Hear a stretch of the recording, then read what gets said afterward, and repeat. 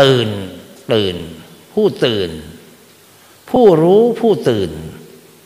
ไสยญาติแปลว่านอนหลับมันตรงกันข้ามเลยนะมันจะไม่ผิดกันได้ยังไงทะเลาะกันได้ไงมิจะเอากิเลสนำหน้าเอาตัณหานำหน้านะจริงไหม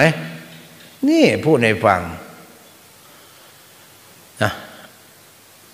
จะไปรู้ศึกษามาขนาดไหนนะการศึกษาไม่ได้ทำให้คนเป็นคนดีนะ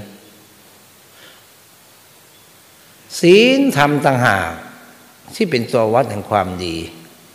ใจที่ดีใจที่มีเมตตาจริงไหม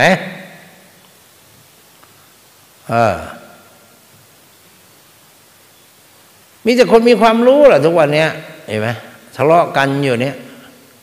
จะฆ่าแกงกันอยู่เนี้ยเพราะใจขาดหลักขาดศีลขาดธรรมนะเพราะฉะนั้นขอให้ตั้งใจนะพวกเรานะยิ่งโลกวุ่นวายเท่าไหร่ก็ยิ่งน่าเบื่อหน่ายน่าสังเวชนะรีบขวนขวายรีบปฏิบัติ